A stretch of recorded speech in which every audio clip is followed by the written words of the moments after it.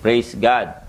Ang katapatan ng Diyos, mga kaibigan, ay mula noon, ngayon, at magpakailan paman. Hindi po ito mababago ng panahon at ng anumang mga kalagayan. Kaya nga po sa aklat ng mga awit, 33, ang talata ay 4, sapagkat ang salita ng Panginoon ay matuwid at lahat niyang gawa ay ginawa sa pagtatapat. Glory to God. Kaya naman, ang katapatan po ng Diyos ay may iba't ibang kapahayagan. Una po, tapat ang Diyos sa kanyang mga salita.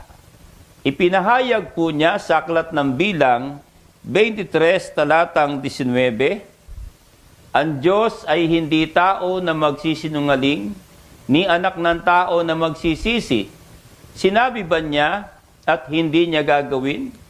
O sinalita ba niya at hindi niya isasagawa? Praise God. Yan ang Diyos.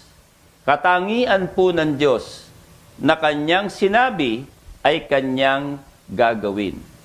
Ganito po ang pahayag sa aklat ng Isayas 55, mga talatang 10 hanggang 11.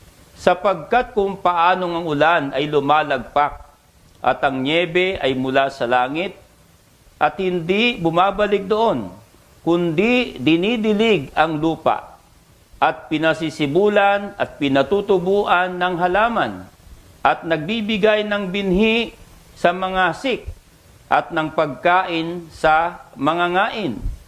Magiging gayon ang aking salita na lumalabas sa bibig ko, hindi babalik sa akin ng walang bunga, kundi gaganap ng kinalulugdan ko at giginhawa sa bagay na aking pinagsuguan.